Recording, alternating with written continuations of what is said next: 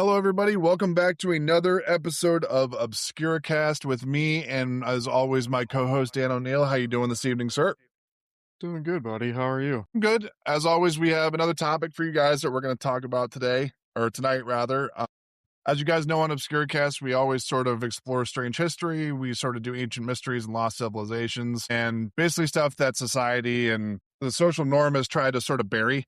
So before we begin, I want to make sure that you guys make sure that you know that we have X.com accounts as well as Instagram accounts. It's just at Obscuracast on both of those platforms. For both of the social handles, we've been a little bit more deliberate about posting clips and things like that, and we'll continue to do that now that we've got the whole snafu thing we had with access. But long story short, make sure you follow on X and Instagram. Make sure you subscribe wherever you guys listen. We are on Spotify as well as Apple. I believe it's Apple Podcast or Apple Music. I can't remember which one, but we're on the Apple platform. So if you guys listen to podcasts, you should be able to find us there as well. Make sure you guys leave a rating and review what you guys think of the show. We haven't gotten any reviews yet, but we have gotten a couple of ratings. So that just sort of gives us the idea that we're sort of doing things right and we don't need to sort of change up the platform. Not that it's going to change horrendously, but we want to make sure we're giving you guys enough information and the shows are interesting. So please let us know if you guys have any ideas, anything that you guys have been pondering, want us to sort of go through for an episode. That way we're not just coming up, like I said, with episodes on the fly. We sort of have a runtime of what you guys want to listen to and what you guys are interested in. So tonight we're going to sail into a little bit of ancient Pacific culture and mythology. A lot of the Pacific is pretty much endless ocean, sacred islands, and volcanic structures, that kind of thing.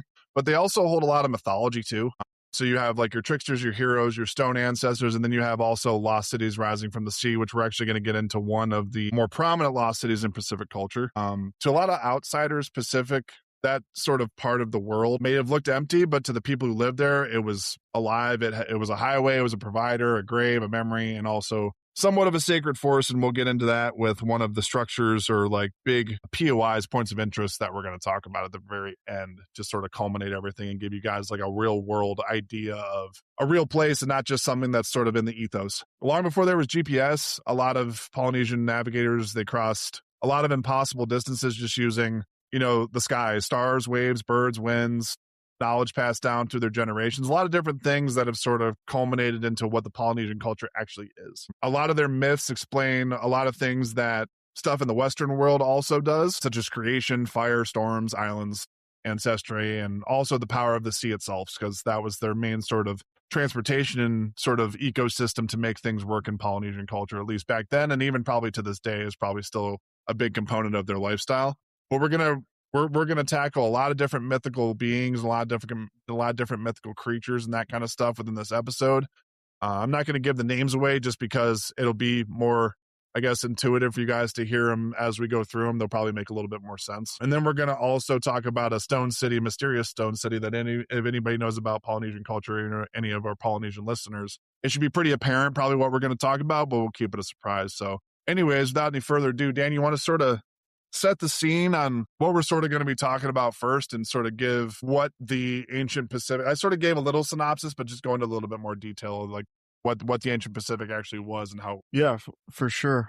So, I mean, to start off, like you said, it's all vast water and islands, little tiny islands everywhere, right? So they had to really become experts at sea navigation, which they absolutely mastered that. They were traveling big time ocean with their whole essential, their clans and stuff like that. It was very impressive.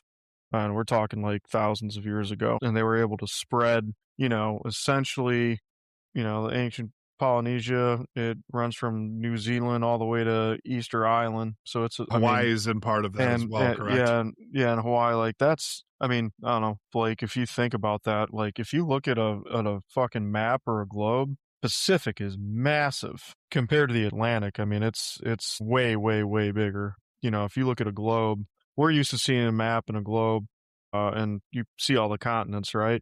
I mean, you spin that globe, it's like all water. It's crazy how big it is. So you got to think, for them to spread the way they did, they had to absolutely perfect naval navigation, and they did.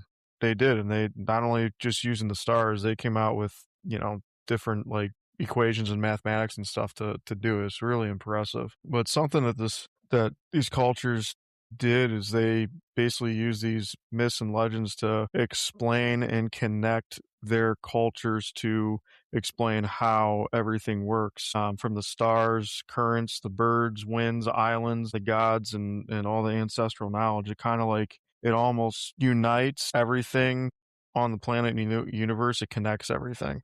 Does that make sense? Yeah, for sure. I mean, I always thought of it, especially when we were doing the research, I essentially thought of it like a lot of people probably attribute Polynesian culture, I would say, to probably two prominent cultures would be like Hawaiian and Samoan, but there's a multitude of them. There's Tahitian people, there's the Rapa Nui aspect that we're going to get into, the Maori, like there's a bunch of different cultures that a lot of people probably are not, I guess, hip to as much as the others, but I have to believe that a lot of people probably attribute Polynesian culture, at least the two that are the most prominent would probably be the two that I mentioned is probably Samoan. And like we've mentioned on this show multiple times, you're gonna find some similarities in these myths and legends to other myth and legends around the world, which obviously we'll get into later. But it's very fascinating how, like, again, cultures that supposedly never interacted with each other have somewhat similar stories, maybe different names, but similar stories. Yeah, and also like you were saying about they might sound similar or that kind of thing, but also the interesting thing is they do vary by island and tradition.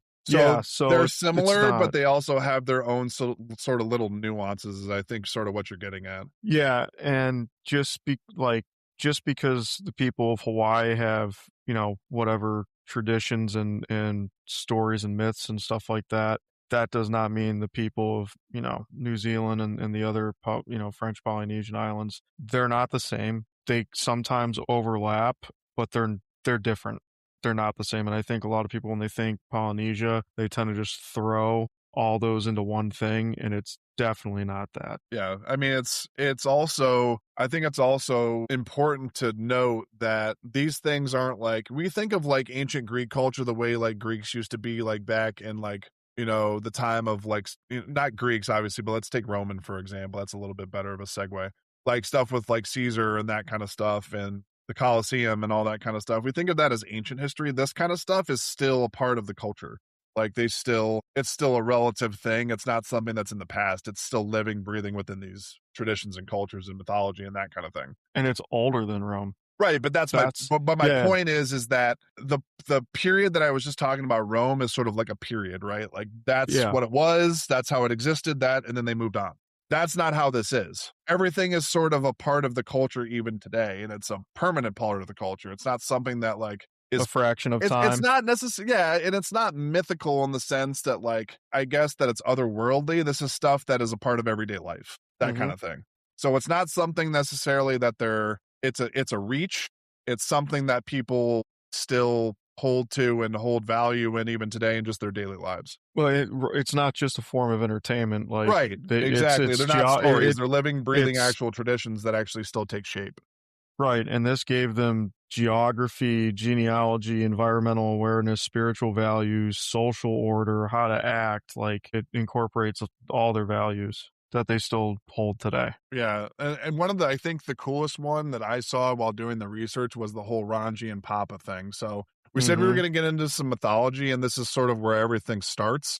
So this is sort of like I guess in your Western society, this would be sort of like your Big Bang Theory, that kind of thing, when sort of everything started. I guess I guess if you want to put that word with that word to it, when it sort of everything sort of came into being. So the two big players in this myth or mythology at its core are are Ranji, which is the Sky Father. So essentially, that's everything up top, obviously, and then Papa, which is the Earth Mother, and everything below. So you sort of have your heaven and earth debate there, Yeah. where everything sort of culminated. And you were talking about how like we can sort of see this kind of stuff in Western civilization and Western mythology. You have the same idea of the heaven and the earth. You just have more of a I guess dynamic contrast between the male and female deities versus like the whole god thing, and then you have his son, which was his presence on earth type of thing. So it's a little bit different, but again you can sort of see the similarity, I guess, is what I'm getting. Yeah, and when the more we get into this, I'll let you keep going. Actually, keep going, and then there's something I'm gonna reference that So go ahead, keep going on with it. Just sort of explain the culmination, and then we'll Yeah. sort of fill in the cracks. Yeah. So the whole idea of these two entities was the fact that the whole thing started with them. I guess it was some sort of embrace, whether it was a hug or whatever the case is, they were together in some form or fashion. In the middle of all of that embrace, they had children that were essentially trapped in darkness. So it sort of brings into the whole, like, in between is civilization, and when things happen, eventually everything sort of spiders outward once whatever the separation happens. So essentially they separate. Tane, I believe that's how you pronounce the name of one of their That children. was I'm probably yeah. butchering that, Yep. but he essentially, or this entity essentially broke the embrace, and that's what sort of culminated into what we see now. So essentially it's sort of like, if you can think about it in sort of a mythical way, it's sort of like a Pandora's box from a good angle. It's not, Was it's pretty much everything sort of enters and everything sort of culminates into what we see. And so light could come through was the correct. Yeah. So this sort of Maori creation story frames creation as one dramatic, and it's also emotional at the same time. So the world begins through separation, grief, and transformation rather than peace. So it's a little bit of a darker way of thinking about the world coming to being, but it's still a creation mythology at its core. So I know I'm assuming you wanted to go into a little bit more context after I sort of explained everything. So something that when we were, looking over this, that a similarity that I saw was with ancient Egyptian mythology with uh, the sun. So, we call it a sunrise because of Ra, that was the light, prince of light. Set, we call it sunset from Set, who is the prince of darkness. When the sun set, the prince of darkness came down and evil happened at nighttime. This almost feels like a reverse where it was dark first, then the light came in, So that's kind of Again, another interesting comparison. yeah. So I guess the question I would have for this is, like I said, it's a little bit more of a morbid, like, I just see Christianity and that kind of thing, and like you said, and even in Egyptian culture, it's more of a light to dark thing. This is sort of the reverse, so I think that's an interesting comparison. Mhm. It just shows, I guess, the stretch of mythology and how it can sort of like, they think of this kind of stuff as doctrine, just like, there's people that believe Christianity is the way to go, or Buddhism, or whatever, and this is sort of their creation point, I guess, is my point. And I think it's always interesting to see how different cultures feel about the creation period, because then you have not necessarily the disbelief in God with, like, atheism, for example, but again, this sort of sounds, from a scientific perspective, it almost sounds like a Big Bang moment, Yeah, a little bit, yeah. where, like, it's like this explosion of light. I use explosion, right? But, like, it's this, everything is dark, and then all of a sudden, like, literally, boom, everything's Yeah, and roses. you So could that's the say it's interesting like thing I think you could take from that atheistic perspective, is that it's kind of that, but it's weird because it still has some religion tied to it. It's still got some mythos. yeah, because I mean, think about, when you're talking about Christianity, like the Bible, like God said, "Let there be light." Everything was dark first. Let there be light. That's almost how this is, Yeah. and this wasn't, totally. Talk about totally different parts of the world. So Yeah, it's interesting just from the sheer fact that you can draw a comparison to something that because before this episode, before the research, I told you off air, I didn't have a lot of knowledge of this, and it's interesting to see the comparison even that far away. Like, it's now because it's so similar, and it is like, I mean, they mastered sea navigation. Do you think maybe, like we've talked about before, do you think there's a chance that maybe like they did know of Christianity or anything like that and just took? well, you Like, said what this do you is think? older, right? So this is sort of like, this is, at least from what I saw, it looks a little bit older, not crazy older, but But if you like, so I guess not saying Christianity probably isn't the best way to put it, because if you look at ancient religions, like the story of Christ has been told well before the story of Christ. Like it was just given a different name. right, There's the same story of Jesus, the Epic of Gilgamesh that's in there. It's just a different name. So I right. wonder if like this spun off of that. Maybe I don't know. It's Maybe. just I a mean, you know it's not out of pocket, I guess, to say, and this is sort of what I think you're getting at. It's not out of pocket to say that people take shit from other people. Like, yeah. that's not a secret. It happens all the time. It's about making it there's an original idea, right? We don't know necessarily what that original idea will it ever be revealed to us. That's up for speculation in my personal opinion. Having said that, there has to be a beginning, whether it's out of nothing or it's out of a certain, I guess a certain order of events. The Anunnaki. Yeah, theory. like you could throw. I mean, that's why religion is so palatable to people, is because you can literally go to like. There's so many religions now. Before, like before our time, religion was very segmented. Like you were either one or the other. You know what I mean?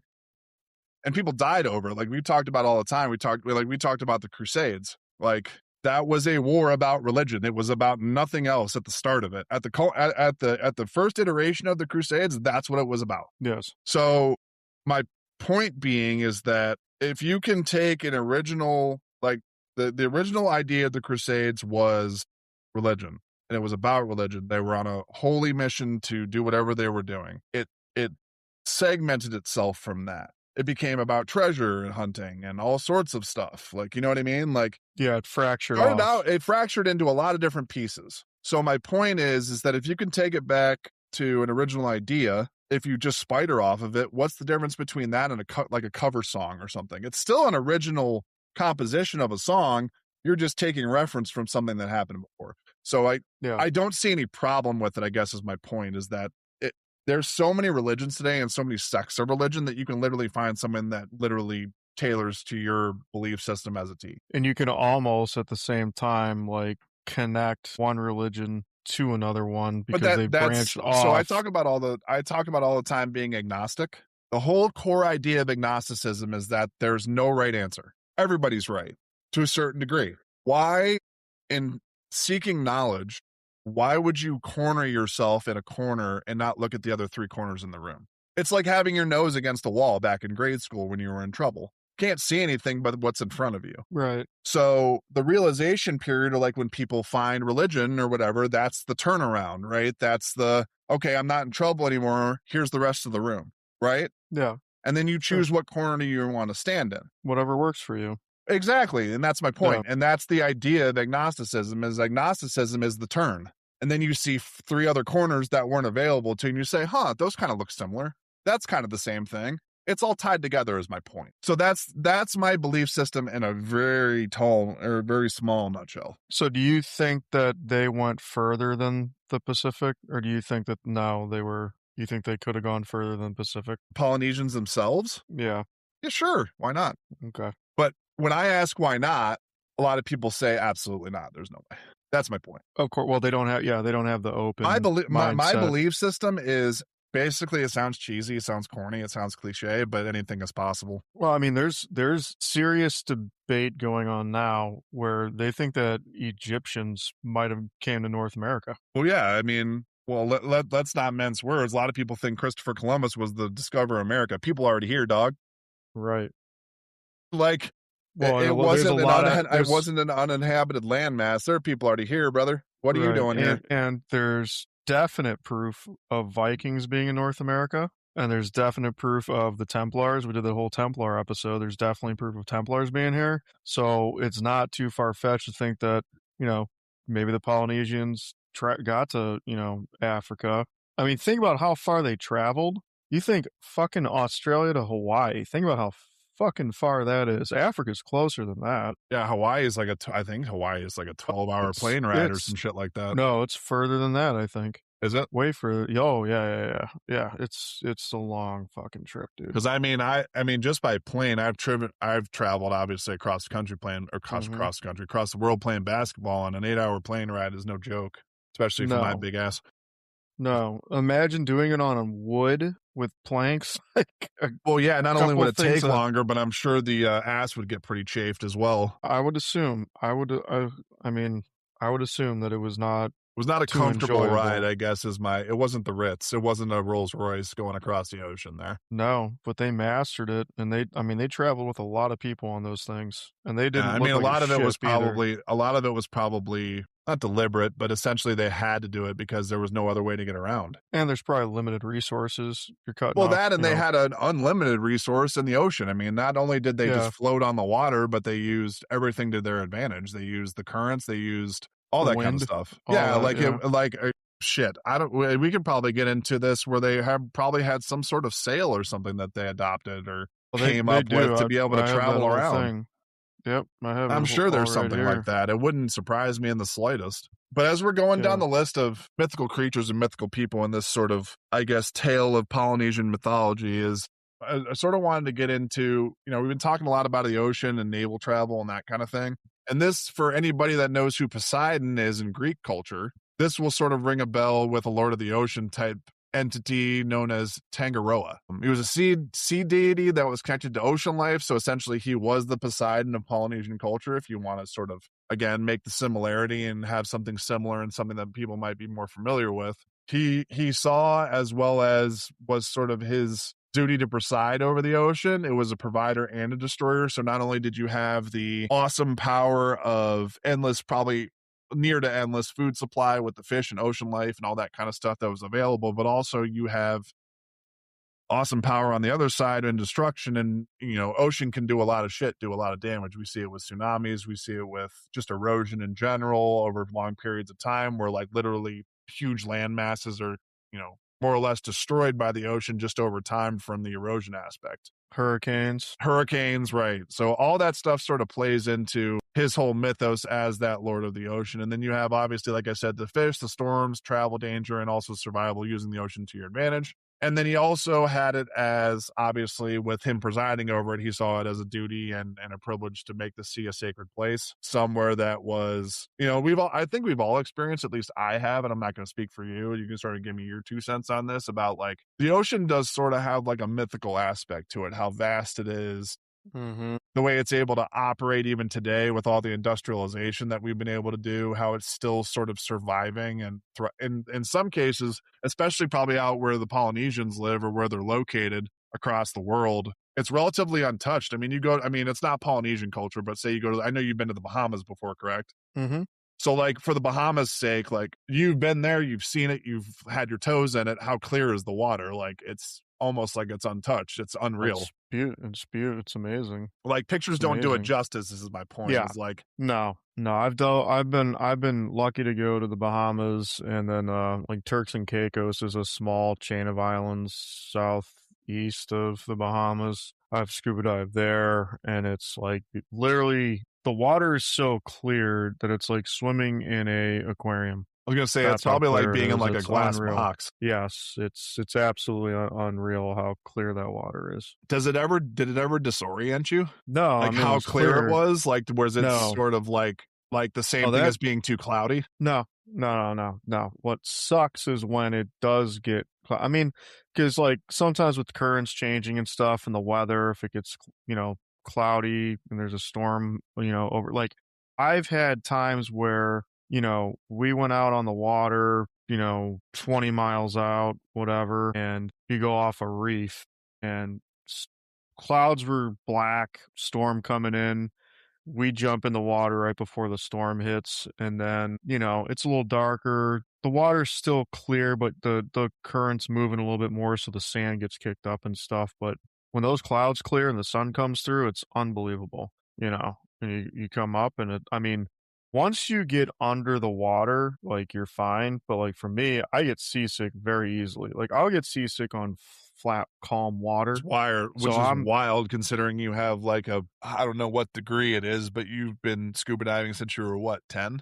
10 years old is when I got Yeah. certified, so I've been diving for a long time, 20 years, and Makeshift fish in dude, some I'm cases.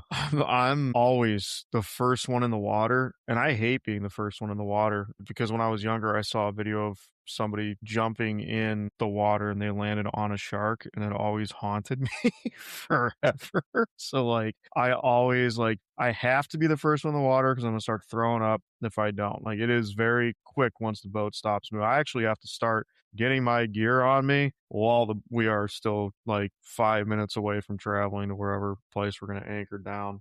So when you scuba dive, are you able like it probably depends on the location, but are you able to actually sort of like get your stuff on, or do you have to, is there protocol and tied with that? You get your stuff on. I mean, you got your buoyancy compensator, you got your BC, your vest, your tanks on there. You check your tank, you check all your stuff, your valves and everything.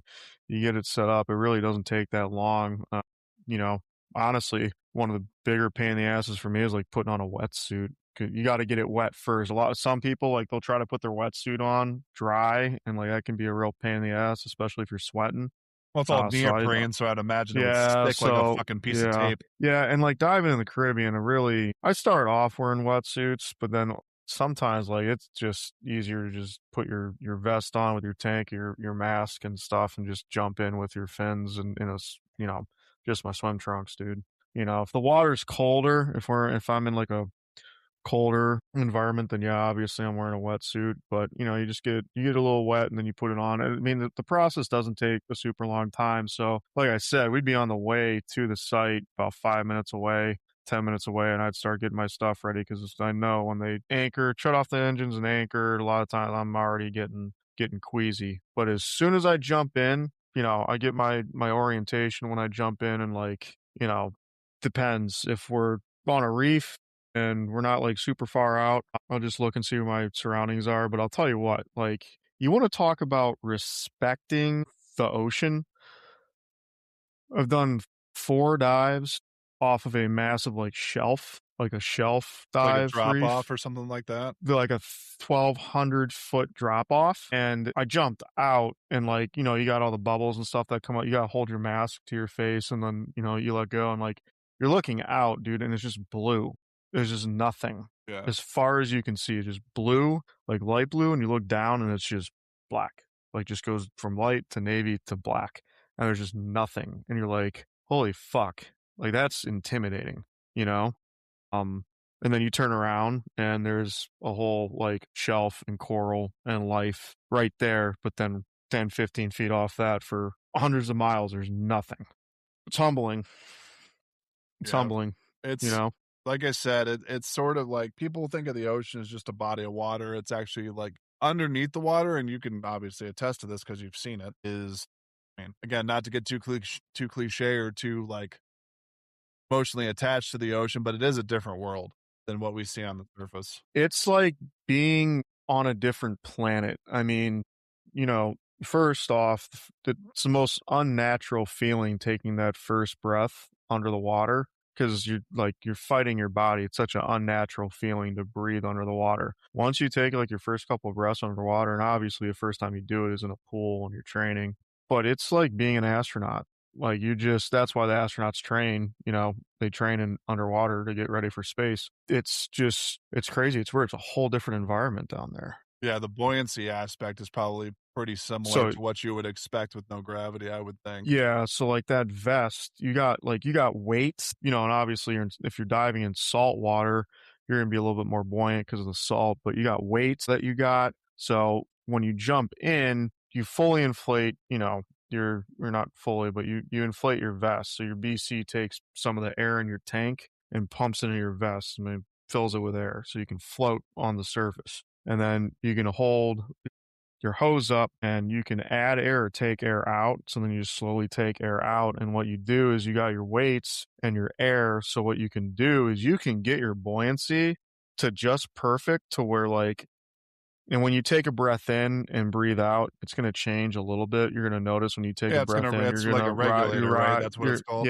you're gonna rise a little bit and then it'll come down. But I mean, for the most part, dude, you got like ocean floor here. You can hover right above that. Make it really easy for yourself. It's a different world, totally different world. And what's crazy, think about this, like we know more about space than we do our own oceans. I know we've talked about that We've before. talked about that multiple times, is that it's Yeah.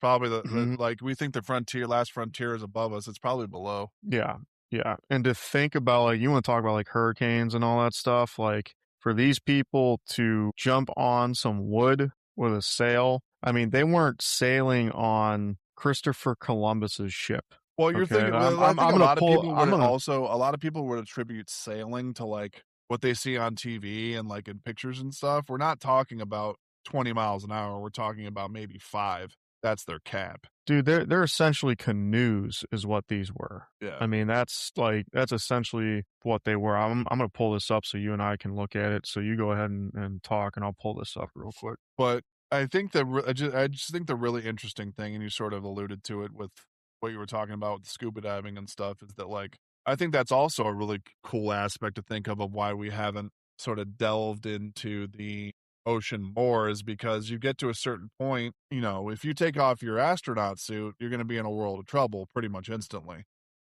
It probably won't even be able to register. So it's like sort of like the thing I know you and I have talked on off air about the whole Ocean Gate fiasco. Like, Yeah, thank God those people they didn't even have a they didn't chance for feel their it. brain register to anything No. was happening. It was there and then they weren't. Like it was like somebody flipping Yeah. a light switch. Well, what's so difficult, like, all right, so James Cameron, phenomenal filmmaker, Avatar, all that stuff, right? He went down the Mariana Trench, okay? Like, that's 36,000 fucking feet. And he obviously, went and saw the Titanic a couple times. Like, he was in a one-man sub, went down that way. He wasn't using carbon fiber like Ocean Gate was. You can't do it. And the thing about the ocean is, the deeper you go, it's the amount of pressure. Not only the amount Yeah. of pressure, the deeper you go, the more pressure. Also, you're using up more air. So like I've done that. Like I'm gonna be honest with you. Like the best dives to do are going to be within 20 feet, 30 feet, really, because that's where the most color is. That's where the most life is.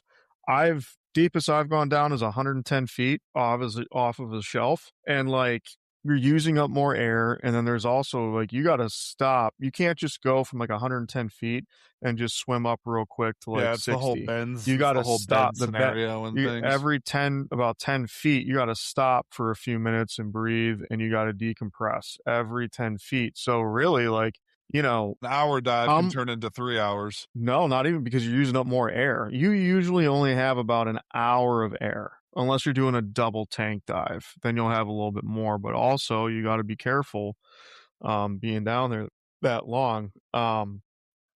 So, it's the amount of fucking pressure the deeper you go, and the air, there's no, the amount of light, you have no light. It's very hard, to see, and there's not a lot of life, just a lot of black emptiness. So, You're also using a lot of energy too, not just the air in your tank, mhm, but swimming is mhm. tough. Try swimming for about 5 to 10 Well, minutes at a pretty ridiculous pace, and then you add the pressure aspect and all that stuff you're talking about. So not only are you expending energy, but you're expending every other resource too. and then God help you if you're trying to swim against a current. I mean, fuck, that's real. You want to talk about it really exhausting and scary?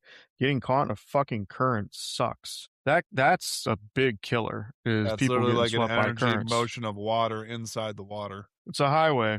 Yeah, it's pretty It's a crazy. highway. Yep. Yeah, it's currents are no fucking joke, man. Yeah, but I guess to boil down Tangaroa and sort of move on to the next one, essentially for island cultures, what we're getting at essentially is the ocean isn't what most people think it is. It's just a body of water. This was sort of like this was their main source of transportation. It wasn't just transportation. It was where they Food. sourced food. It was a road for them to get around. They fought on it. There's people that obviously died on it or in it. And it was also a spiritual force. Like I said, the whole Tangaroa aspect thing was tied to, their version of a water god. So I think that's also interesting too, is that's where they sort of, again, like I've said in previous episodes too, with religion, you sort of point to something to make things make sense. And this was their version of that for at least the ocean aspect of things. So we're going to transition to another one and sort of give the scope of these deities, and like the ones that we're touching on, we'll sort of give you the scope, and then we'll sort of round it out, like I said, at the very end with sort of a real world example of one of these mythic places. So the next one I wanted to get into was Maui. I know that you sent me an article. I did not get a chance to read it all the way through, but I'm sure you have some stuff that I'm going to touch upon that you can probably expand on. So I'll just sort of set the scene like we did for the last one. So Maui was essentially, he was a trickster hero, and what I mean by that is he used a lot of like off cuff or off color or out of pocket things to do certain things within this world that had already culminated. So Maui was responsible for fishing islands from the sea. He was also responsible for slows and captures of the sun. In some traditions, Maui brings or discovers fire within this world, as well as, like I said, he's a trickster, hero, demigod, and rule breaker all built into one. So that sort of sets the scene of what the idea of Maui is? Do you want to go into a little bit more context of like sort of the points I touched on? Yeah, so basically he was abandoned by his mother. She had four brothers. She didn't recognize him and pretty much wrapped him up in her hairdress and threw him into the water. And the ocean saved him and he came back, and then she finally recognized him, and his brothers got jealous of the mother, recognizing him finally as her own. And then long story short, he essentially like followed his mom one night to this like ritual that his father was at, and her mother and other people in the village, and they did a ceremony to basically initiate him. And then when his father was giving the ceremony initiation, he made a mistake, so that meant that he was at some point going to die, because apparently like they didn't die, they just kept living. So eventually he does end up dying at the end. It's very brutal. It's not the like cute, fun Disney version. It's just like pretty explicit. It's pretty dark. Yeah, you said when you were reading through it, I think you actually said verbatim that this is not the Disney version. Yeah, it's like, damn, this is some dark shit. Yeah, But yeah, no, like I said, you were sort of talking about at the beginning of the episode too about like there's certain stuff we've done on the show too as well that we could expand upon, but I think it's good to set a framework so that when we eventually do go into it, if you've listened to this episode and to say we go a little deeper into the Maui story and we just do a whole episode on that verbatim, then you sort of have some context. So I know you've talked about yeah, doing some sort of episode where like we talk about Maui or we talk about the Ranji and Papa thing, or we yeah. can do all of that, but I think it's good to get a baseline of sort of who these were at a very high level. There's That way you there's can have some mutual understanding while you're listening to the episodes in summation for those. They'll make a little bit more sense. Yeah, and dude, how many episodes have we done on other topics where, I mean, we try to keep our episodes to an hour and a half. Sometimes it might go a little bit over, especially if we have a guest on, but like we try to keep it at an hour and a half. Dude, there's some topics we talk about. We could do a 3 to 4 hour podcast. I mean, it just, you can only fit so much. Well, yeah, and then it starts to, not necessarily that it starts to drag, but at some point, human beings get tired. As much as we'd like to talk about it for 12 hours, I don't think our bodies would let us. But there is, we've also talked about too, is once the show gets more popular and that kind of thing, we want to do live streams for you guys too. That's something that we've thought about, and that's a little bit trickier just because you're doing it live, and being able to edit the episodes down and give them to you in a more of a palatable thing, I think is easier. But there's also stuff that we could do if like we ever have enough fans where we do a Q&A or something like that, or Yeah. we have an open forum where like we can have people call or chat or message in and we talk about different topics and we go for 4 hours. The problem we'll Yeah. have is that we're going to lose steam with you guys if it's the same topic for 4 hours, unless it's really, really interesting. And that's where the sort of segmenting episodes comes into play, because doing it this way, not that we don't have an idea to do longer episodes, we want to, but if, again, I keep coming back, it keeps ringing in my head that we have to give you some kind of baseline for what we're talking about. Yeah. Because if we do 4 hours, it's going to get really involved and really deep and really all of that stuff. And we want to make sure that you guys have at least a general understanding of what's going on currently in the story or that kind of thing. That way you can, it's a little bit more palatable. And if we have like a guest like Graham Hancock or somebody on who's like specializes in it, then like it'll even give us perspective, and it'll probably open us to stuff that we didn't even think about. Exactly. Real quick, this is what they sailed on, dude. Yeah, I saw that while we were sort of talking. It almost looks like a makeshift Viking ship. A little bit. It's just more of like a pontoon boat than anything else. I'm telling you right now, you will not see my fat ass on that. Well, I mean, that's pretty cool considering that it's like a dual body ship. It's not just one hull; it's two together with a platform across. It's essentially like a pontoon boat. It's like what my Uncle Gil races, essentially. Yeah. Just a little bit more archaic, I guess. Yep. But you see the curve on that mast. That's what made them fast and able to navigate. Yeah, I mean that sort of reminds me of like the Roman, or not the Roman, but like the Greek ships. If you think about like the Battle of Troy and that kind of stuff. Mm-hmm. Yeah. So anyway, back to I was gonna say back to the Maui after that crazy ass tangent. Yeah, sorry. So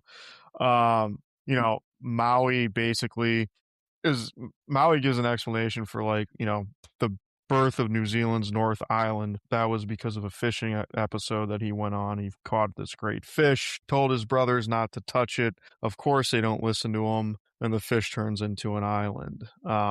There's some traditions that say that his canoe is associated with the South Island. So that, it's just stories like that. He goes and he's a trickster. He tries to trick his family and friends. He's very emotional, um, uses people. He's not good, but he's not bad, I guess, is what they Yeah, there's like explain. that's the whole demigod It's aspect. What was yeah, sort of running through my yeah, head while you were sort of talking about all that stuff was like a good example I can think of somebody fallible that was also a demigod would be like an Achilles. mm-hmm. So like a lot of people saw Achilles as like this immortal warrior that was just untouchable, and then you have the whole aspect in the mythology of his mother dipping him in the river Styx, and she holds him by his ankle, and that's where we get Achilles' heel from, and that's how he was eventually taken down, at least in mythology. Do we know that for certain? Absolutely not. But you can sort of make a correlation just like we have with the other ones of that gives you a better idea of what we're talking about with the demigod. It's not completely and utterly godlike. There is a weakness, there is a weak point, there is a Yeah, fallacy. And it's yeah. exactly what you're talking about with this. He's between two worlds. He's mortal and divine. He's Child and fallible, I hero. guess is my Yeah, point. So that's yeah. sort of the point of the whole thing is that he's in this setting of everybody being immortal and all that kind of stuff, and something happens, just like with Achilles, where he has the ability, or not the ability, he has the fallible aspect that humans have. Everybody has a weakness, everybody has a point, everybody has something that pushes their buttons further than they want it to. So I guess that's my point. So would you put him as both a troublemaker and a hero, or how would Yeah, he you? reminds me a lot of I'm trying to think of the trickster's name. I think it's Greek mythology as well. I can't remember the name of it, but there's some correlation where somebody's like a trickster and they do something stupid or they make a Wasn't mistake. Cupid? Wasn't Cupid kind of like that? I want to say it was something like that, or it was something in that. It was something like that, where like they make a mistake, something happens, they're denied like that upper echelon typo of godlike, existence, Yeah. that kind of thing. But like you could also think about it in like the whole thing with if you want to talk about a trickster or somebody that's sort of up to no good just to see what happens, you could think of like the whole God and Satan debate. Like the whole thing with the whole Satan God thing or God and Jesus or whatever, because it's a trinity, obviously. It's I mean, it's not just one, it's everything. Satan was God's right-hand man. He wasn't just the right hand man, he was the Yes, he was right the. hand man. Yep. He was the I can't remember. I'm probably gonna get absolutely destroyed for saying right or left, but right or left hand of God. Like he was right. He was there. Mm-hmm. He was an Mm-hmm. extension. He wasn't, it was God and Satan. They were together. Like, you know what I mean? They were partners in crime essentially. And that whole thing happened because he got too big for his britches. Basically, to boil it down, is he wanted that seat and he thought he deserved it. And it's interesting because what is it? Was it Satan or which one was it that wanted to incorporate? Thought that humans should intermingle with the gods. Was it Zeus that was like, yeah, no, No, it and wasn't Zoo. It Hades? was it was something like that where like I don't remember who it was exactly, but I do You know what know you're what I'm talking. talking I about? know what Yeah, you're talking about. Yeah, but it was something like that where like they thought they should intermingle or something like that or cross paths or whatever the case was. And it was denied and they continued to push for it. And then obviously what happened, you yeah, know what I mean? Like it sort of all yeah, snowballed after that whole decision was made. But yeah. that's sort of what I'm getting at with the whole Satan God thing is that like he made one decision that changed absolutely everything. So that's sort of what we're talking about with the whole Maui thing is that like it wasn't his from the story you're telling me obviously and obviously in the summary of the story you told me it sounds like he told somebody not to do something, they did it anyway, and that's where everything happened. Well, that's how they got the island. Yeah, I mean, he wasn't like a main like god. He was created out of this. He was So he was sort of they like a s- Hercules or an they Achilles or something like yes, yeah, that. yeah, exactly. That's exactly what So it he like. had like So a they human. It's like for example, I believe it's Achilles. His mother or father was mortal, and yeah, the father or mother on the other side of things was a deity or a god. yeah. That's So how you it get the it demigod thing. so he was. They used the word abortion, but abortion back when this was written didn't mean what it means now. It means a miscarriage. Right. So he was essentially like miscarried. Mother threw him in the ocean. Ocean saved him, brought him back, and then he got initiated into this. Because essentially his parents weren't before Maui. From what my interpretation is, when his father did the initiation and messed up the initiation, he then like it was destined for him to die because he does end up dying at the end of it. That's why humans die and don't live forever. God, so So it he's the made reasoning humans behind all of mortal. that. It made humans mortal. Yeah. Yes. So he was sort of, if you want to say, he was sort of the beginning of that iteration of human life. Sounds like. Kind of. Yeah, and like he discovered fire from the toenail of I think family member or some old woman or witch or something like that. Yeah. So Okay. I'm probably doing a horrible job of explaining that, but I'm trying to give like a quick rundown. Yeah, I completely understand. So let's sort of transition. We talked about sort of the trickster and sort of like the two that I should say all these. The two that we've mentioned so far sort of a duality in a sense. So they have good parts and bad parts. So the next one I wanted to talk about too was one that probably at the very essence of what they were responsible for, and it's a female deity. I think this is the first one we've done that's female. This is also the first one that's not water. Yes, it's not water based, correct. Yeah, that's probably good to note too. So right off the cuff, you'll probably think of this goddess as probably destructive, but hang with us. We'll probably change your mind, at least make you think about two sides of the same coin. So next one we're going to talk about is Pele.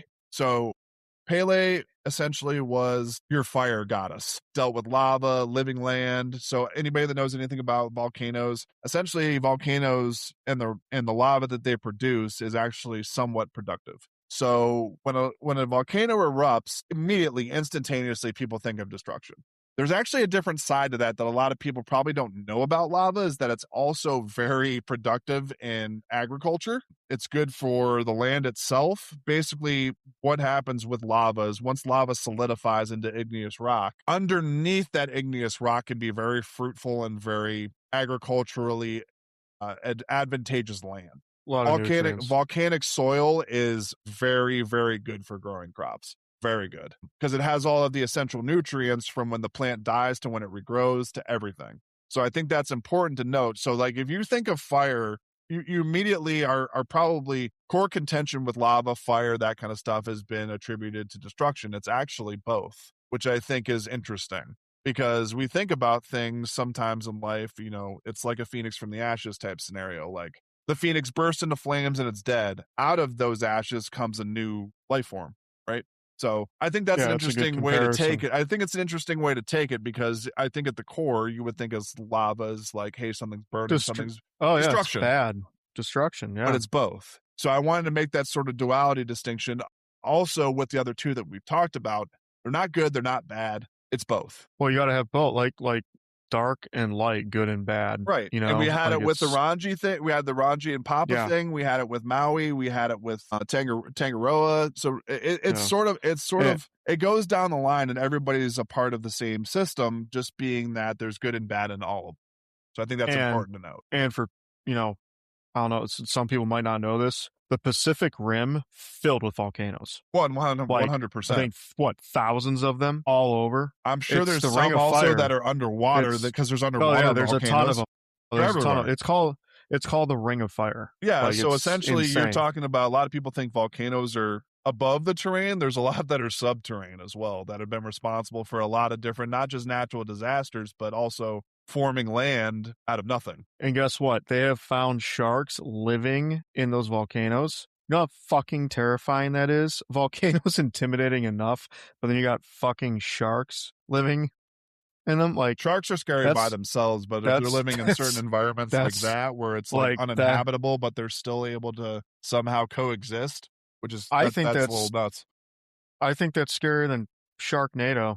A volcano? Are you shitting me? Sharknado is a wild flex. What are they on? 13 by now? I don't. That's serious. That's like the ultra, like, insanely extrapolated version of like Deep Blue Sea.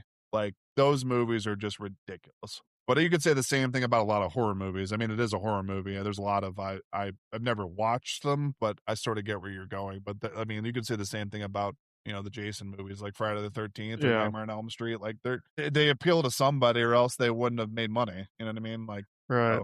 so it's just not my cup of tea. So here's some interesting, a real quick interesting fact, and why like this deity was so important. The Pacific Ring of Fire contains 452 volcanoes, active and dormant, which accounts for roughly Probably just what's 70 documented, but continue. it accounts for roughly 75% of the Earth's active volcanoes, stretching about 40,000 kilometers in a horseshoe shape.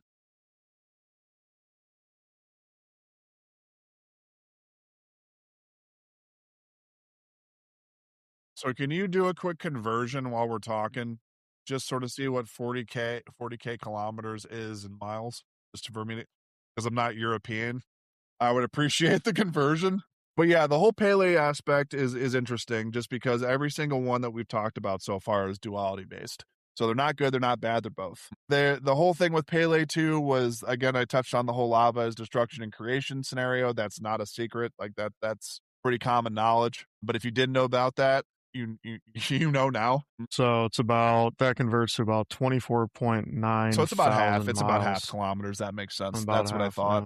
The volcanoes, they were also thought as sacred living sources. So just like sort of like tectonic plate energy that you were talking about as well. It's not something that's dormant. It's always like, that's the reason earthquakes it's the reason all natural disasters happen. Let's keep it a buck. It's because things shift, things move, things go out of place, that kind of thing. So even in that aspect, there's good and bad. So like for example, tsunamis are terrible, right? They're horrible. They do a lot of destruction, but in some cases, and you could even say the same thing with hurricanes, just like with volcanoes, sometimes they do some good. I mean, stuff with losing life is never a great thing. Obviously, it's never should be a thing. But what I'm saying is that just like the podcast, we're never going to give you one view on something. You have to sort of wrap your brain around. You don't have to. It's completely up to you. You have to sort of wrap your brain around and be able to extrapolate stuff that's not right in front of your face. It's not right at the end of the bridge of your nose. I think I can probably speak for Dan. I want to hear your thoughts on this. And that's sort of what the show is about, is sort of the duality of having two different opinions about something exist in the same place. Yeah, you and I don't have the same We views. agree We about a don't. lot of shit, but there's been We nights do. where I'm like, I can't deal Yeah. with you right now. 100%. You Mhm. probably had the exact same thing happen. Yeah. Like there's certain Well, we points also respect each other. that's the trick, is the whole opinion thing is fine. I can think you're batshit fucking crazy and vice versa. That's okay. Then you're just Hey, batshit crazy to me. If it makes sense to you, right. as long as it's not, again, like I have the same three principles going through life. If it doesn't hurt you, it doesn't hurt anybody else, and you're not doing any damage, do what the fuck you want. I mean, listen, I have the stigma of being our friend group, Alex Jones. Yeah. Would you agree with that? Yeah, That's I that, wouldn't say you're out as outlandish with what you believe and what you're, because you and I mean, that's why our friend group, we've had Brennan on here, I think, for at least one episode. Yeah, one episode. He's sort of cut from the same cloth, where like he's very opinionated. He believes what he believes, and he has no problem with somebody that believes different. He might not agree with it, but that's okay. That's not the point. The point right. is having different perspectives and being respectful of the perspective for the person giving it. That's what it comes down to. You don't have to agree with it. It doesn't have to make sense, but it's Yeah, knowledge. no, it's yeah, yeah, and I think having an open mind helps. I'll always listen. I'm never just gonna shut somebody off. I'll listen. I might not agree with it. I might walk away and be like, yeah, I'll most likely be like, that's an interesting way of seeing things. Yeah, I But mean, not just like gonna. we talked about it on the previous episode when we did the relic stuff. You asked me if the whole God debate would change if we found out the Shroud of Turin was a thing. For me personally, wouldn't change a lot. Think about this. Like, there's, not to get off topic, but with all the UAP and the I disclosure was that the gonna say government's that too. doing, It's like like another link in the chain to there's me, dude. there's Of course it is. with with that, they've had to like warn the Vatican and prepare churches and congregations and stuff like that And it's like, I don't understand why you can't have both. Like, I Because don't. unfortunately, Dan, It's most of life control. these days, It's no, it's not control, even probably. that. It's a lot of stuff in life today is born out of ultimatums because we've been so closed off from like social media. As bad as people, as bad of a rap as social media is and has gotten, it has opened the floodgates for knowledge, whether it's absolute ludicrousy or it's something factual that's going to betterment things. And again, that all comes back to perspective. Social media is a great tool. The problem is most people use it to shit talk and do bad things with it and treat people horribly. Like eventually we're going to get enough followers where people are going to comment on our stuff and they're just going to shit talk us. Yeah, 100%. That's what they're going to do. I've Like experienced it with my YouTube career and all right. that kind of stuff. With That's you, not yeah, yeah. I have Like people all the what time telling like me you're a piece of shit, you don't know what you're like talking about. And who cares? the I'm not doing it right. for that. I'm doing it to share perspective. Exactly, and those people don't have lives, and they probably hate their life, so And that's that's why they're fine. so Just miserable. don't bring it onto mine. Well, and, like, even, like, guy who's the number 1 podcast in the world, Rogan, he's like, "I don't read comments. I just don't read them." Like, why would I read those? Why would I read the comments? And I kind of agree with him, like, I'm not gonna read comments. Well, it's not just for the negative aspect of thing, it's for the positive. You don't want to get too high or Yeah, low on yourself. You want to stay where you're yeah. at. You don't wanna change. You don't Yeah, want to change. You don't want to be influenced, whether it's negative or positive. I think that that's what keeps things fresh and original is that you're not playing to an audience. hey, you wanna keep it That's what raw we've and how it captured with the started. podcast in the first place is we're just talking. Yes, yes. We're doing with this pot. I keep it a buck with you guys. What we're doing right now is not that much off the cuff from what we do when we're together or when we come up with like a topic or somebody's had a shitty day. It's we talk the exact same way we do now. It might be a little bit more filtered for, PC sake, of course, obviously. Because anybody that says they talk like if there's a difference between being respectful in a public platform versus being somebody that's just out to start shit. There's a huge distinction there. Yeah, yeah, We are the former. We're trying to get perspective. We're trying to get introspective. We want stuff from you guys, how you guys feel, because it becomes a melting pot at that point. It becomes not destructive, not creative. It becomes somewhere in the middle. So that's sort of a roundabout way of thinking about just everything in general. But it comes back to the same thing we're talking about with these deities: is that there's good and bad in both. There's good and bad in absolutely everybody. And these represent different portions of life or different aspects of life that could be seen either good or bad. What if they're both? yeah. I mean, if you're standing there witnessing an eruption, yeah, You're looking yeah, at something and immediately thinking, oh shit, it's a volcano. It just erupted. But you're not thinking in the back of your mind subconsciously, what are the positives, although tragic in most cases? I think we can both agree on that. There is also some good that comes out of some of that stuff. mm-hmm, Now, it yeah, might not feel like that in a moment because of emotional factors or whatever the case is, but that is a truth of the world that there is good and bad in almost everything, if not everything. yeah. That's like a just the Most bad things don't start with a malicious intent most of the time. They come out of that because of circumstances and other things that happen. no. I mean, it's like the saying, "The road to hell is paved with good intentions." Yeah. I I mean, mean, you touched on that a couple times. That was mhm, one of your dad's favorite quotes. yeah. And He loved that quote, and it's true. It's very I true. mean, it's not started with malicious intent vast majority of the time. It just things happen and shit happens and life happens and all that sort of stuff can dictate it one way or the other and sometimes give you sub tangents or subterranean levels of what you're trying to accomplish, whether it's good or bad, and it spiders into all these different things. So Yeah. I think it's interesting to think about fire and that kind of stuff in perspective is just that it's not at its base level. Yeah. If you truly think about it and give it a chance, some good can come out of it. But fire also gives you light. Fire also helps you cook. Fire My also gives point. you warmth. Yep. So yeah. So yeah, it's dependent upon how you use that power. Yeah. So like we've sort of been talking, it sort of perfectly segues into what you sort of touched on about the genealogy aspect of the Polynesians and that kind of stuff. So, like I said, this is literally built in. If we're talking about genealogy, we're literally talking about somebody's genetic makeup. We're talking about their DNA, everything that makes them the person that they are. And I want you to sort of touch on the whole Kimalipo thing with the genealogy of the Polynesians in that universe, so we can get a better context of like, why why does the genealogy make sense in comparison to these deities? How does it connect? Can you sort of bridge that gap just a little bit? Yeah, so I'm gonna really fuck this name up, and I apologize to everybody. Kumalipo. Yep. Okay, that's okay.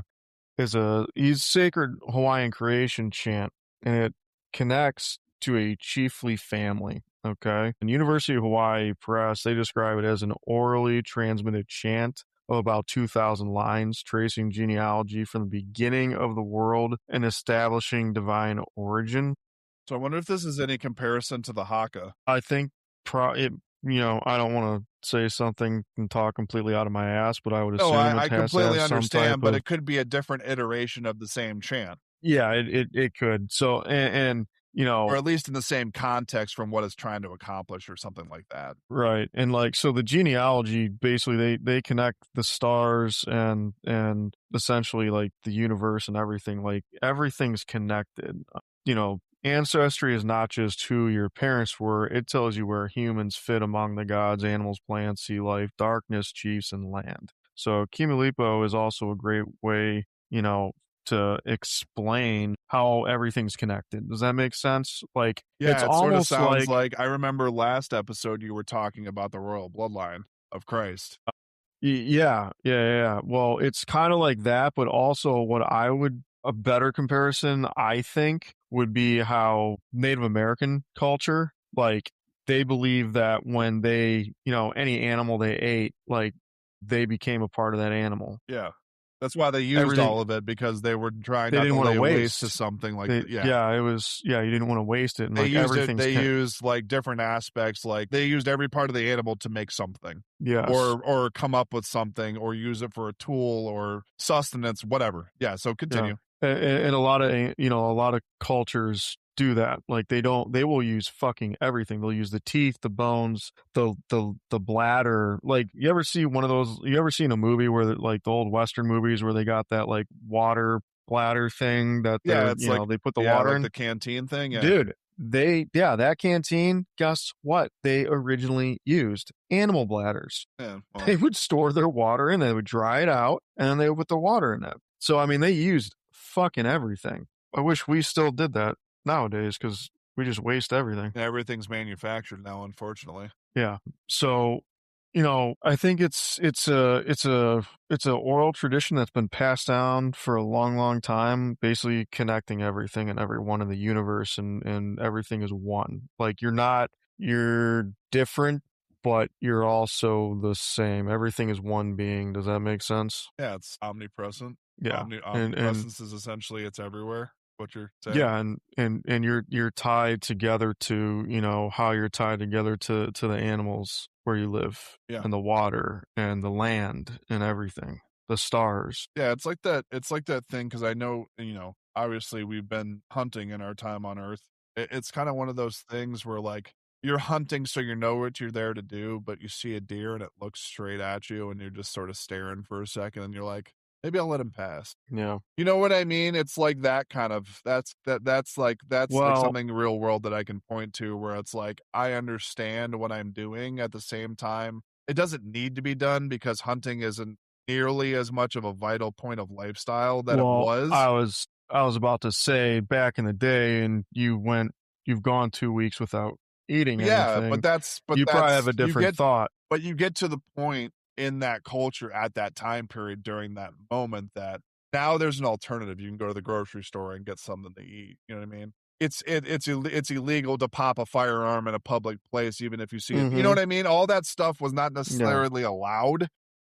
Yeah. The allowed doesn't even come into the question. It was a survival tactic. Now we are able to, if I wanted to go get something to eat right now or something to drink, I can go right upstairs and grab it. Right? But that's also why I think that's why we are so wasteful. I mean, you go to a grocery store and we go to the grocery store and you get, a thing of ground beef or you get steaks. That was still an animal that was living and breathing that you had to kill. So the people that I I have a problem with people who are against hunters and fishermen and stuff like that, where it's like, first off, the conservation that happens and the amount of money that hunters spend and fishermen spend preserving that stuff, like you have to control deer population. Wild boars are insane in Texas and Florida and stuff. Like, you have to contain some of these species, or they'll either eat everything or they'll kill everything. Like, it's a balance. It's an equilibrium balance.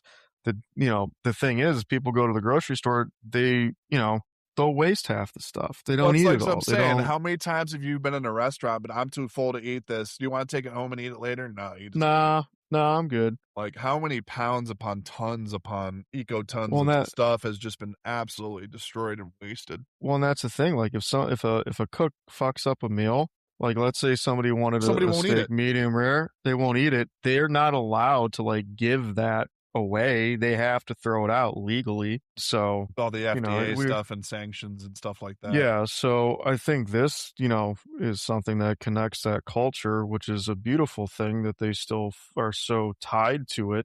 I haven't, growing up, I wasn't super huge into this type of mythology and this culture and stuff in the Pacific. As the older I get, I really enjoy learning more about it. My parents had a condo in Kauai, Hawaii, and this is kind of a cool story. So they had a condo in Kauai, Hawaii, and there's a hurricane that came through and they couldn't get a plane off the island. So they just had to hunker down and, basically go through it and sit it out. Well, after the hurricane, it was like 2 days, 3 days after the hurricane, everything settled. My dad chartered a helicopter and they did a helicopter tour. And during the tour on one of the mountainsides, there was a landslide that happened, and they found an ancient Hawaiian chief buried with his dog in the side of the mountain. And they had to call the University of Hawaii. Like, the pilot got on the phone and contacted them, and they called the University of Hawaii, and they excavated and stuff. So that was something cool. And my mom actually has. I'll have to find it and show you. I'll have to have her find it because she took a picture of it from the helicopter. So she Interesting. has that. Yeah, I'll have to see if she can. I'll call her when we're done with this Just and say a see if bird's she. eye view would be a cool look at Yeah, something like that. yeah, because you can see the chief. I actually brought it into. I brought it into class one day. I forget what we were doing. It was some history project, and I actually brought that picture in to show everybody. It was pretty cool. So. But yeah, I mean, just to sort of wrap up the Kumalipo thing, it presents creation as ancestry, and just like you said with the Native American stuff, like it's not just one aspect of life; it's sort of what they point to understand the authenticity of who each person is, because everybody's unique. But we also come, just even in your and my life, we're a product of our environment, we're a product of our parents. Like, people haven't seen probably a picture of me. They probably have if like they follow like YouTube or something like that. But I look just like my father at his age. I like Mm-hmm. even now, like I have my mom's pretty much I have my dad's facial features, I have my mom's eccentricities, I have my mom's eyes, I have my mom's hair, Mm-hmm. I look just like my dad physically though in the face. Mm-hmm. But if you look at Mm-hmm. like my mom's eyes versus mine, even how they're shaped, the color, that kind of stuff, it's all my mom. Mm-hmm. So I think that's cool, is that it's sort of like it's a worldview where everybody's connected to every part of nature and either below or above us. And it can be a little overwhelming, but again, I think that's part of the reason why these mythologies have something to point to, is because it gives you an anchor. It sort of gives you a North Star to follow no matter what you're sort of experiencing. And that's why a lot of people find it comforting. A lot of people find it very advantageous, and they find it sort of integral to how they live their life. And then it makes more sense as we're sort of going through these. The whole chemo lipo thing, I think, is an important aspect to touch on, because you understand why they believe what they believe and how all these deities and the important ones, because I'm sure there's multitudes of ones that we could go through.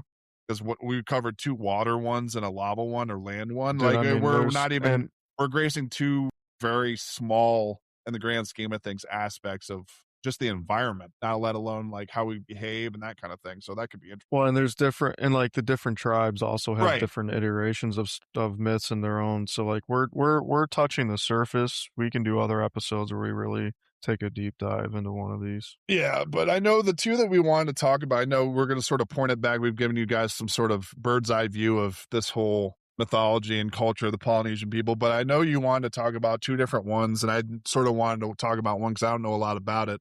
it sort of started as the jumping off point of like the jumping off point of the episode when we first started looking into all of this stuff. Was one was Rapa Nui and Easter Island, and then you wanted to talk about Nan Madol as well. Yeah. So I think just to give context to the two, we should probably do both. So the Easter Island one, I know that we were sort of talking about it off air, and that a lot of people think the Easter Island heads and Easter Island are just the heads. Can you go into a little bit more detail about how it's a little bit more intricate than that? It's a little deeper than that, quote unquote, no pun intended. Yeah. So there's these, these big stone heads that are facing out, looking out towards the ocean. And for a long, long time, people just thought they were the heads. Well, come to find out, they're actually they're called the moai. They're full-bodied figures.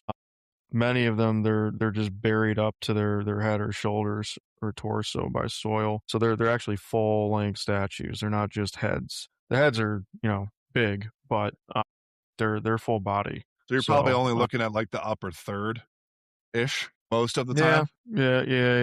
Yeah, pretty much. And they're pretty massive, right? Do you have any idea how tall they are?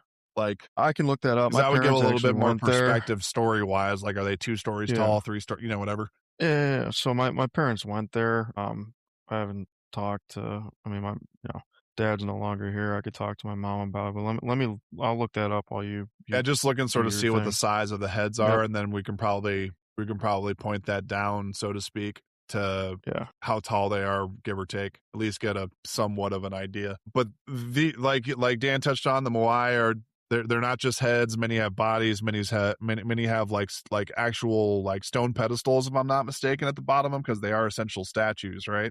So they'd have to have something to cover the base and make them stable.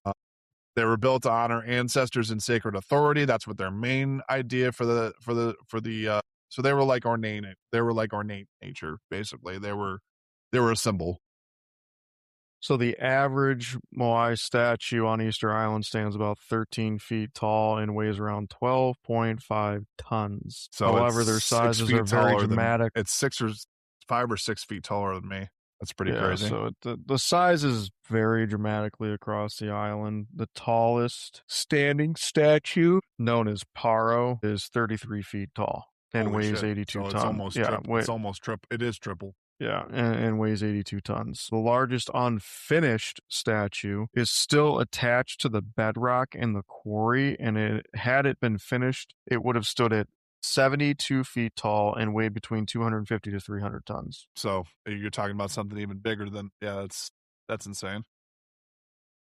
Double those other ones. Yeah, and the ones that probably are on the island that nobody's found yet. So we could have something even bigger than that, and we just haven't found it yet. But the mystery, I guess, around these, as Dan alluded to, we're talking about tons of weight, not just a couple pounds. So the whole mystery around these things is how they were carved, how they moved them, how they raised them up from where they were, the way they were built, all that kind of stuff comes into question. I don't know if it touches on anything about that, but like we're talking about the same thing we're going to talk about with Nan Madol here in a second, is just the sheer idea of how they were able to move them. When you look at stuff like Stonehenge too, that Stonehenge is in Scotland, if I'm not mistaken, right? England. Yep. So I mean, there's almost 1,000 of these statues. But yeah, like you look at stuff like Stonehenge, you look at stuff like the pyramids, and they all touched on sort of when we were doing research, is it all started to make sense that like they were also talking about that, like we had talked about on the pyramid episode as well, about them being like ancient sources of like energy or power and that kind of thing. Yeah. And that's sort of where the Nan Madol conversation comes into play. So like the whole idea of how they were, what they're for, why they were made, all that stuff is, I mean, we have an idea, but it's speculation. It's like the relics we did. Like everybody can point to that and say that's a fact. And then you can point out things that, granted, some people don't want to hear about it, but they are fact. They're not fiction. It's stuff that's been documented. And you were touching on the whole alien stuff before. The stuff is out of pocket for some people. It really shouldn't be anymore because it's been documented. It's been proven that there's people and government agencies and all sorts of stuff. And you were talking to me about the files that we still have to go through. Dude, there's a whole nother drop. That's what I'm saying, is that we have to go through all of that stuff still, and that's stuff that people didn't think existed. They thought it was. They thought if it did exist, it was either altered, destroyed, whatever. Yeah, and there's some stuff that you and I have talked about on this podcast that are in those files, and there's another file dump that just happened, and there's going to be another one here in June. They're going to keep doing it. It's a slow progress, and each file drop's going to get crazier and crazier. And we want to do an episode on that for you guys, but there is hundreds of thousands of documents and stuff that we got to go through, so it's gonna take some time, and we don't want to just wing it. We want to give you guys like a really good breakdown and Yeah, episode like the on stuff that. that we've done on this show, I will admit that a lot of it is very broad, but again, like I said earlier, we want to keep things at a very high bird's eye level view, because if we start to touch on things that nobody's heard of and go into great detail, like Dan said, we need to keep it factual. We need to keep, we can't we can't make ideas that aren't there. We can't come up with topics that aren't there. When I say there, I'm saying you guys. So now, if we talk about, let's say, we go into the whole Kumalipa thing with the genealogy, that's a very, very deep topic if you really want to get down to it. Yeah, it's better to give everybody like do these episodes, give them a base, a good solid like surface And then maybe what we knowledge, do and too, then dude, is deep dive. maybe what we do too is within, like, say we have like this episode, right? We nest different bonus episodes. Yeah, we could definitely do that. Yeah. Maybe that's what our subscription model should be if we ever get to that point, is that like, hey, we touched on this as a very high level view. Here's our conversation about everything we've just talked about, but they're an hour and a half per subtopic.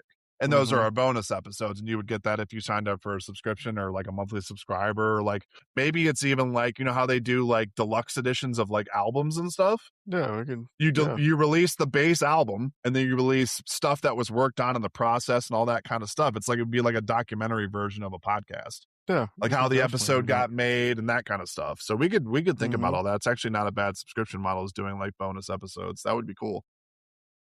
Yeah, it would. But did the stuff you looked up on the Easter Island stuff, did it have anything to do about the Birdman tradition? Because it touched on that in the documentary that we did, but it didn't go into a lot of great detail. No, but I can look that up really yeah, quick. See if you can look up that in relation to, I think it's obviously in relation to Rapa Nui and Easter Island and the moai. So I wonder if that's something interesting to touch upon too, just to sort of round out the topic, because we've got one more and we're gonna do Nan Madol here in a second. But so this is Google AI. It says the Easter Island Birdman Tangata Manu was the winner of an annual life or death competition in Rapa Nui. Warriors raced to retrieve the first egg of the season from a neighboring islet, swimming through shark-infested waters and scaling 250-meter cliffs. The winning warrior's chief was crowned supreme ruler of the year. So the Birdman cult replaced the island's earlier era of massive statue moai construction with a new religion focused on fertility and the worship of migratory seabirds. The cult's legacy and rituals dominate the island's history. Interesting. So each tribe would essentially compete. Their best warrior would compete in this. It was a skills competition. Love that. NBA would love that. Pretty much. Yeah. But the more, just to boil it down about the moai in general, or more, and actually to get more specific, they were more than just engineering puzzle solvers. They were so much more than, I mean, I think the Easter Island stuff is probably just a small piece of the pie or small portion of the puzzle, but it gives you an idea about, like, it's the same thing with Egyptian culture and the pyramids. Is like, the pyramids are just one aspect. They have to be awe-inspiring. They happen to be awe-inspiring, obviously, but they're not the most important thing. Or, there's a multitude of things in Egyptian culture, and Dan can probably speak to this because that's sort of his jam, is Egyptian culture. It's, correct me if I'm wrong. Oh yeah, I love ancient Egypt. But you probably know a lot of stuff that's more important than the pyramids. I mean, they're obviously a contributing factor in a big portion, but there's other stuff that's interesting too. I mean, they're kind of all tied, together, but there's a lot of other interesting. I mean, we try to not do the same topic over and over.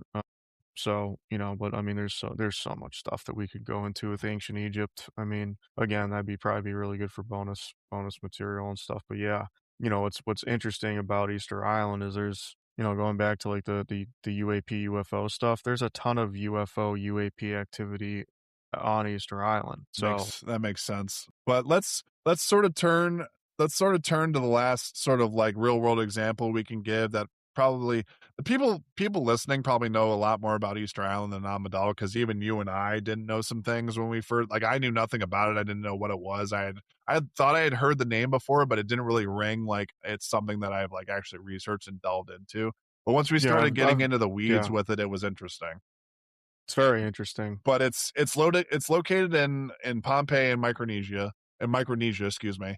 And it's basically a network of about 100 or so, maybe a little bit more than that, maybe a little bit less of artificial islets. So essentially what is breaking up the islets is a water system and canals and that kind of thing. So it's sort of like its own, and I think they even talked about in the documentary you and I watched. They touched on it, but it was sort of like a network of tunnels. It wasn't just And they constructed it like this isn't natural. Like these are islets that are yeah, well, it touched on the fact that constructed. they were artificial or built, that kind of thing. Hmm. But you were Which is talking about crazy to think it was built with basalt back then. walls, the canal stuff that we just touched on, had tombs, temples, elite spaces, just like we were talking about. Like there's some people that we saw, or some people that believe that we saw in the documentary talking about it being even having like some sort of like energerial vortex or something like that built into the, or why they built it over that site in the first place and that kind of thing. So I think that's interesting too. Yeah, because there's essentially like a vortex there, and like if you bring like compasses and navigational Yeah. equipment, Yeah. like the stone, the basalts themselves are magnetic. It's very interesting because according to the oral tradition of the native people there, the stones were floated. They flew them there. These deities flew them there, and it's interesting because I would be really interested to know if like any, which I'm sure the mainstream archaeologists haven't done it, but if you were gonna test it out, like if someone brought like a magnet or you know, if you take like the negative side of a magnet and see, you know, because you can make stuff. Have you ever tried to take like the opposite ends of two magnets and try Yeah, to push them together? they push away from each So other, yeah. so I wonder if like there was some ancient technology that was used That would be an to interesting essentially question do whether it's that. positive or negative magnetic energy. Yes. That'd be interesting to Yes. find out for sure. Yes, because, you know, essentially, you know, if you had a strong enough negative magnet, you could You that move it would out of the way. explain because they don't know how this was built. I mean, I mean, these stones came not from like right there. These came from other islands. Yeah, they were talking about there was one I can't remember the name of it, but there was a mountain about 25 or 20 I think it was 25, it might have been an extra digit, might have been the triple digits. But they were talking about a mountain that's most of this, if not like I think they said 40-60 in what we saw. In the Yeah, documentary, it's like 60%. 40% of what's 40%, there yeah. 40% of what's there is documented, and they know where it came from in a general sense. I don't think And it's it a came from spec it yeah, it came from came the from the top of top, a mountain. Yeah, like, it came from I think they said top it of the was, like mountain. I think they said it was, like, 250, it might be 25 or 250 kilometers up where they had to scale to get all of this or the mass majority or whatever that 40% is of what Yeah, they and were able like to document, and then the other 60% is, from what we saw, a complete and utter mystery. yeah, so, you know, like how were heavy basalt columns quarried, transported, and stacked in Yeah. that way. Because if you look at the complex of this, it's mind-boggling of how like, I mean, alright, so you and I looked at those fucking boats. I mean, these things weighed how much do they say these things weighed? Biggest one on site from what they were able to document, at least from what we saw, was I think 54 tons. And there were 4 or 5 of them stacked on top of each other. So you're talking about, let's just call it around 50. Doing 4 times 50 would be 200 tons. It's a lot of rock, man. I mean, like, in comparison, I wonder what one of the, like for Giza, for example, what the stone blocks weigh per block. Like, it's gotta be close, at least at the base. But yeah, a ton of weight by itself, and then you're talking about 54 times that is pretty incredible if they were able to move that. But you look at the same thing with stuff with pyramids and stuff like that, it doesn't make sense for the time period. They didn't have what would be considered capable unless it was coming from somewhere else, so to speak. That's the whole debate with the pyramids is that they weren't man built. They were man built. They had serious technological tools to get the job done. That's the whole debate with the pyramids is that there's no earthly reason they were able to move those. None. 0. So So the average basalt log or boulder at Nan Madol weighs 5 tons. The average, again, that's average. I think the biggest one you said weighed like it was 20 or 30, 50 or 54, something 50, like yeah. that. And then They had the some kind of pyramid, the like great, rock expert on site with the 2 guys that we yeah, saw. yeah. So the limestone blocks in Giza are 2.5 That's the tons. biggest? That's the average. What's the biggest? Can you look that up real quick? It's gotta be something around that, if not, So give or this, take so 10 this, pound 10 tons or something. so so the Great Pyramid of Giza, the typical blocks are smaller, but the ceiling beams and relieving chambers inside the king's chamber contain massive granite blocks weighing between 25 and 80 tons. Yeah. So, like, there's no reason, especially on a Yeah, no. ceiling. We're talking about stuff that's on the ground stacked maybe 4 of these high. Like, that Hmm. doesn't make sense. So they're saying, You would've had to have a fucking crane, and even sometime it depends on how big a crane you got, but some cranes would even struggle with that big a rock. so to give everybody an idea, Non Madol is considered the Venice of the Pacific because they have canals. They don't have streets, they don't have roads, it's canals. So they traveled by boat everywhere. It consists of over 750,000 metric tons of basalt. And it's just Archae basalt. It's just basalt. That's the other really crazy thing, is that sometimes with They structures, I had bet it's not just limestone in the pyramid, it's other things, but, like, so something but being that ecocentric on having that, there's gotta be a reason for it. Go ahead. and what's very interesting is archaeologists note that the Sodler dynasty, the dynasty that was there, their population was around 20,000 to 30,000 people. So it was a big civilization. And they're moving these logs across open water. How the hell do you do that? In the pyramids of Giza, the Great Pyramid is exponentially larger in volume. It contains roughly 2.3 million stone blocks, resulting in an estimated total weight of 5.7 to 6 million tons of stone. Yeah. So, So how the yeah. hell? I mean, it's Taking that perspective, it's I don't know how many times bigger a pyramid is than Amadal, but it's kind of well, it's different because the pyramid's much higher, taller. These are just more. Also, looks like a fort. it's more vast. Yeah, It's not just one because area it of environment, it no, stretches. it's islands. Yeah, They right. made little rock islands. But yeah, like that again, it points to the whole thing because we talked about it on the pyramid stuff. We talked about it a couple different things as far as structures and that kind of thing.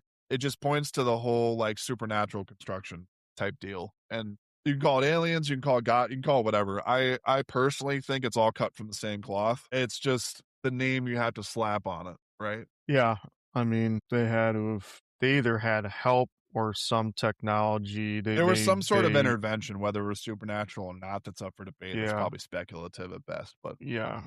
there was Either some they sort of had intervention. They didn't do it on yeah. their own. They didn't do it without help.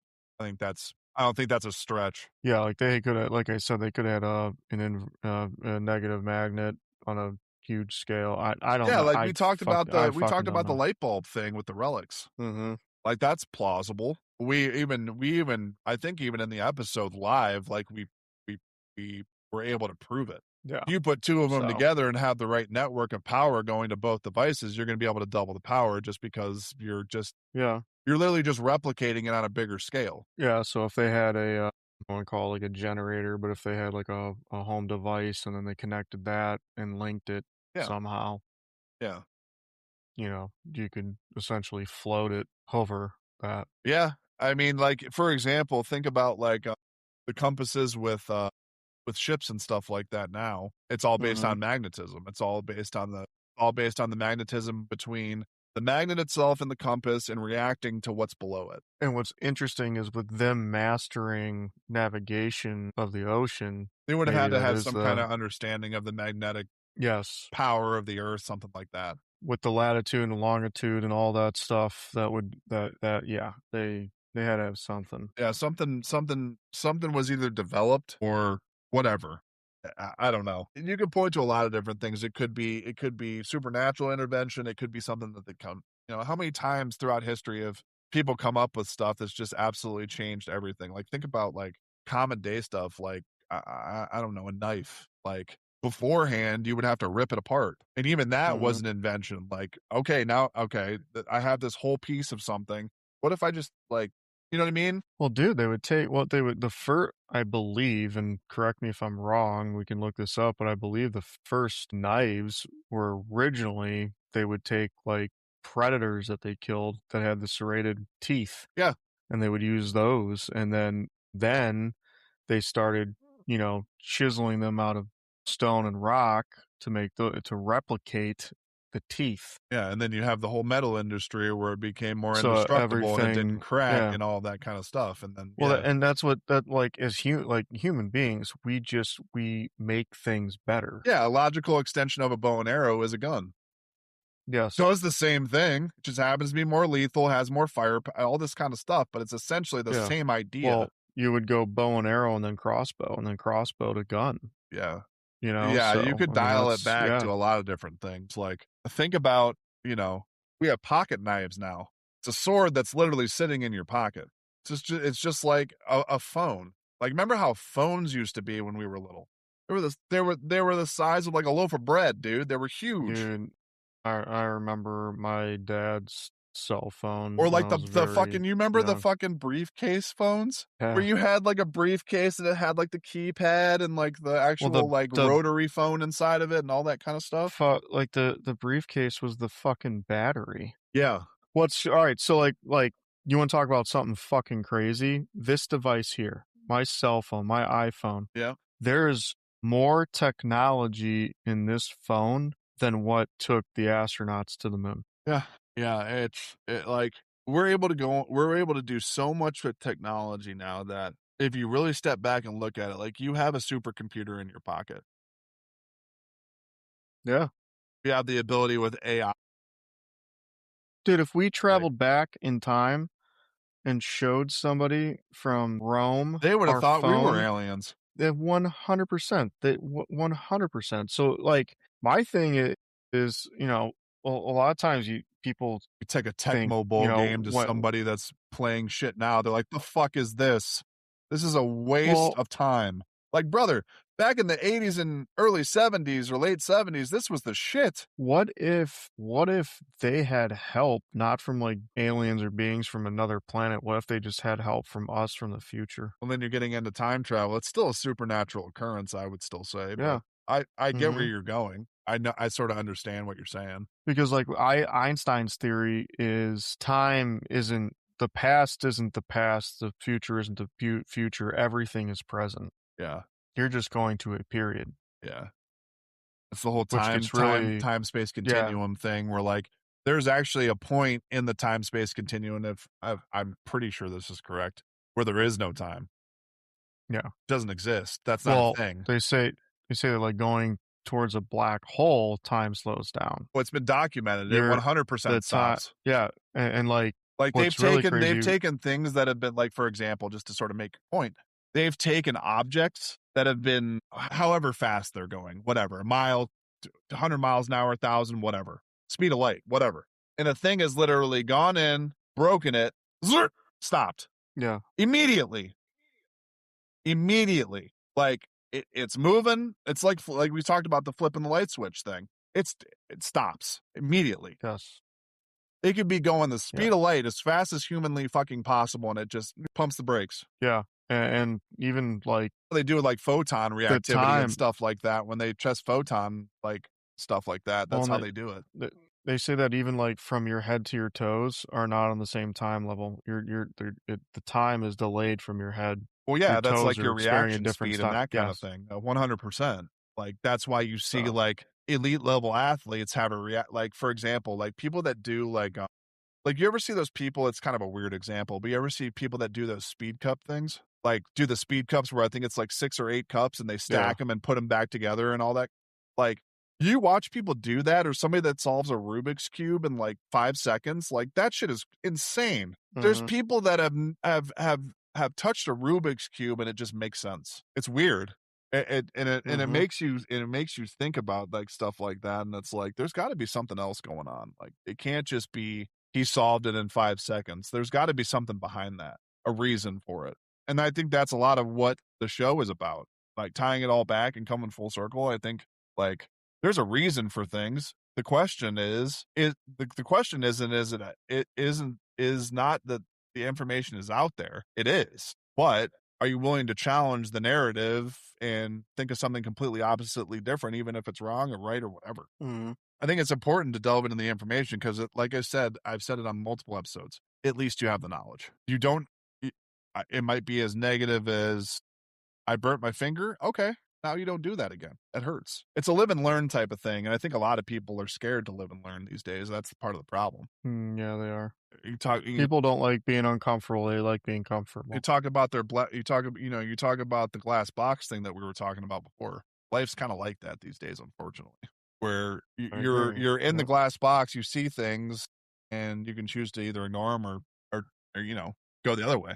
So, but all in all, I think it again, it boils down to everything is about perspective. It everything can have another side to it. It's just whether or not you're willing to push the envelope and see it for whatever it is. It doesn't matter. It's one of those things that I think with technology and how easy access to information and also how big validation is these days.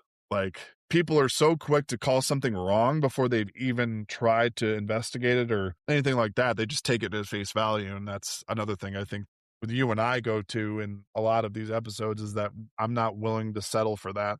And I don't think you are either. I want to learn more about something, Like like if I see something interesting, like I don't just want to see it real quick and oh, that's cool and then move on to the next thing. I really want to like really understand, That's where the understanding thing the happens history is of it. how far are you willing to how far are you willing to dive into it? Because if you're not willing to if you're just going to take something at face value, there's not really anything to talk about. It's like people that, we talked about the whole religion thing. There's people that take certain things with religion and don't deviate. It's not a question. It's not anything. It's an absolute fact. Well, and it again goes into people wanting to be comfortable and they don't want to ask questions. They just it is and it's that and we don't need an explanation. And it's like, well, like it's okay to question things. It's good to question things. It's good to ask why. It's good to want to be figuring things out. So there never would have been a World War II if we would have learned our lesson from World War One.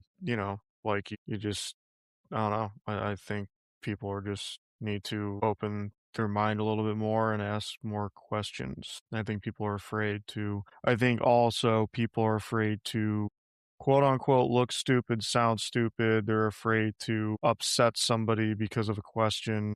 And that sucks. Yeah, I don't think it's quite a plate on people's mouth these days. It's more of a zipper. I think that's more could it eventually get to a plate? Sure, but I do think it's starting to turn a little bit because of podcasts and because of the internet and social media. Like you I said, I agree. do think there are more people now than 10 years ago that finally are willing to at least do some research and kind of deep dive. It's taken a while for people to kind of get to that point. So I guess I'll take back what I said a few minutes ago. I do think people are finally starting to ask questions why, but I still, mainstream archaeologists and mainstream academia still love to shun the people that ask the questions because it's what we've talked about several times on this show.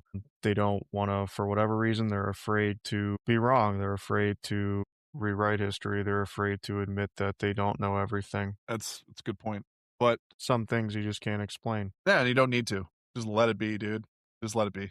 But again, that's sort of what we got for the episode, guys. I hope you guys enjoyed it. Again, it's not really it's something new that we haven't touched on. I think I think at least one of us, if not one and a half of us, Dan knew a little bit about this topic, but I think we both found out some stuff and we're able to talk about some stuff that we didn't already have in the back of our heads. And I think, I didn't know a lot about it. And I'm sort of a product of everything we've been talking about. I didn't know a lot about it. It wasn't really, I wouldn't say it wasn't interesting, but it wasn't something that I would like go out of my way to figure out. But I do understand more about, like, I didn't even realize, and it makes more sense now, obviously, because everybody has their own system of this. But it gives a better framework and a better understanding of how, like, Polynesian people interact with people that don't get this. Like, it would seem very foreign to somebody, aka me, that doesn't understand a lot about the culture. And I think I'm a product of what we've been talking about. And maybe I'm sure you are a little bit to a certain degree too, is that we found out some shit and some stuff and